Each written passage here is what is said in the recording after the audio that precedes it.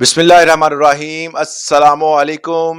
नाजरीन, बहुत सारे दोस्त अहबाब ये पूछते हैं कि क्या अब हुकूमत ने कुछ टैक्सों में रद्दोबदल की है या कोई बंदा इस 2025 में मार्च का महीना एंड हो रहा है और इस महीने में अगर कोई बंदा अपनी प्रॉपर्टी की रजिस्ट्री करवाता है तो उसने कौन कौन से टैक्स अदा करने होंगे। मोटे मोटे जो टैक्स हैं, जो ज्यादा अमाउंट के हैं, वो बता दें। तो उस वाले से सोचा कि आपको क्लियर ये कर दूं कि कौन कौन से वो टैक्स हैं जो आपने अदा करने होते हैं। उन टैक्सों में जो सरफरिस्त टैक्स हैं, आपको पता होगा कि जब भी कोई बंदा प्रॉपर्टी लेता है तो वो दो तरह के टैक्स जो है उसको बताए जाते हैं। पहला बताया जाता है जी, डीसी रेट के मुताबिक आपने टैक्स देना है। दूसरा टैक्स बताया जाता है जी, एफबीआर के रेट के मुताबिक टैक्स देना है। अब दोनों टैक्स जो हैं, आम बंदा सोच में पड़ जाता है कि भाई एक टैक्स कहा था, यहां पर दो टैक्स आ गए हैं, अब मैं दो टैक्स कैसे दूंगा। तो भाई आपको क्लियर मैं कर दूंगा कि इस वीडियो में कि डीसी रेट के टैक्स क्या होते हैं और एफबीआर पे जो टैक्स होते हैं वो क्या होते हैं और कितने होते हैं। ये दोनों की चीजें आज की वीडियो में क्लियर हो जाएंगी। वीडियो के एंड तक लाजमी देखिएगा। चैनल पे नए हैं तो इसको सब्सक्राइब जरूर कीजिएगा।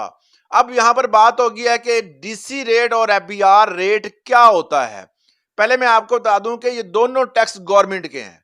गवर्नमेंट ने ये दोनों टैक्स लेने ही होते हैं। तो डीसी रेट के मुताबिक और एफबीआर रेट के मुताबिक, डीसी रेट का मतलब ये होता है कि डिस्ट्रिक्ट काउंसिल, यहाँ इसको इस्तेमाल किया जाता है डिस्ट्रिक्ट कलेक्टर के तौर पर। यहाँ डीसी साहब जो रेट मुकर्रर करते हैं उस जगह का जिली इंतजामिया से कहते हैं। तो ये डीसी साहब जो है वो पूरा मौका महल देखते हैं और इलाके की मुनासबत से उसके ऊपर टैक्स की एक खास शरह मुकर्रर करते हैं। पहले होता था कि मुअज्जिजीन और जो इन्वेस्टर हजरात होते थे, डीसी साहब उनको इकट्ठा करते थे, जगह के हवाले से दरियाफ्त करते थे कौन सी जगह जो है महंगी है, कौन सी।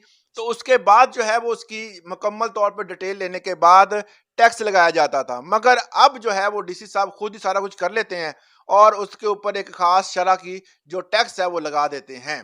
उसको कहते हैं डीसी रेट का टैक्स।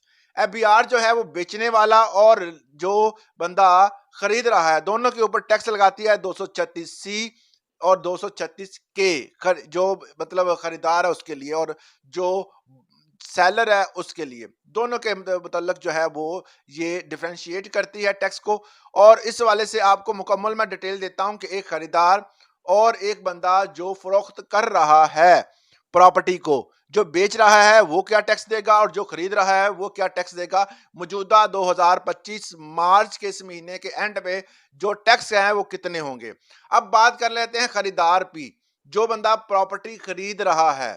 अब कल की खबर थी कि आईएमएफ ने एफईडी टैक्स जो है, फेडरल एक्साइज ड्यूटी, जो पहली बार घर बनाता है उसके लिए माफ कर दी है। ये आपने जेहन में रखना है। बाकी टैक्सों की बात करते हैं। खरीदार जो है पहले नंबर पर जो है वो स्टैंप ड्यूटी पे करेगा। स्टैंप ड्यूटी बेसिकली जो है वो आप प्रॉपर्टी की जो ऑनलाइन जो है वो वेबसाइट है जो स्टैंप ड्यूटी के हवाले से, वहां से एक वॉचर बनेगा। वो वॉचर आपकी जो रूरल और अर्बन एरिया के हिसाब से बनता है। अगर आपका जो प्रॉपर्टी आपकी है वो अगर रूरल एरिया में है तो वो 3% स्टैंप ड्यूटी बनेगी और अगर आपकी अर्बन एरिया में है तो 1% ड्यूटी बनेगी। तो ये आपने जहन में रखना है, ये स्टैंप ड्यूटी होती है और ये डीसी रेट के मुताबिक लेते हैं। तो ये ऑनलाइन जो होता है वो आप इसका वाउचर बनाते हैं और बैंक ऑफ पंजाब से आप ये स्टैंप ड्यूटी का जो इसके जो पेपर होते हैं, जिसके ऊपर बकायदा एक लोगो बना होता है, खास किस्म का पेपर होता है जिसमें डबल शेड्स होते हैं, वो आपको मिल जाता है। वो 1% जो है वो अर्बन और रूरल के लिए 3%।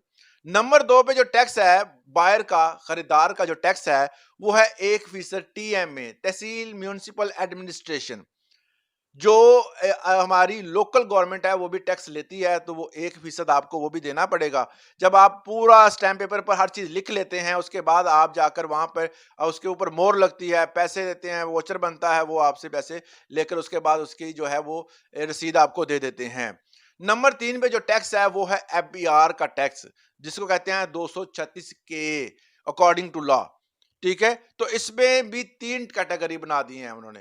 पहली है फाइलर, दूसरी नॉन फाइलर, तीसरी जो है लेट फाइलर। अब ये तीनों के मुताबिक आपने टैक्स देना होता है। अगर आप फाइलर हैं तो आप 3% टैक्स देंगे, अगर आप लेट फाइलर हैं तो 6% देंगे, अगर आप नॉन फाइलर हैं तो 10.5% टैक्स आपने देना होगा। ये तो हो गया जी टैक्स। इस वाले से आप अपने इलाके का टैक्स निकाल सकते हैं। जो भाई साहबान ये कहते हैं कि जी मैं खरीदार हूं, मेरे ऊपर कितने टैक्स हैं, वो इसके मुताबिक टैक्स की कलेक्शन और अपने जो भी आप टैक्स है वो निकाल सकते हैं। अब नंबर 2 पे आ जाते हैं, जो बंदा फरोख्त कर रहा है, फरोख्त कुनिंदा, इसके ऊपर कितने टैक्स हैं। एबीआर के टैक्स इस पे है। पहला टैक्स जो है वो पहाड़ की तरह गिरेगा आपके ऊपर। जरा तैयार हो जाएं। 236C, 236C according to law आपको देना होता है। अगर आप फाइलर हैं तो आप देंगे 3%, अगर आप लेट फाइलर हैं तो आप देंगे 6%, अगर आप जो हैं वो नॉन फाइलर हैं तो 10% टैक्स आपको अदा करना होगा। ये मेजर टैक्स है जो बंदा बेच रहा है। मगर इसके साथ 7E का अगर आप सर्टिफिकेट ले लेते हैं तो आपको 1% टैक्स वो माफ हो जाता है। उसके बाद कैपिटल गेन टैक्स जो होता है वो आपने एडजस्टेबल होता है। वो आपने जब आपने गोशवारे फिल करने हैं तो वो आपने फिल करना है।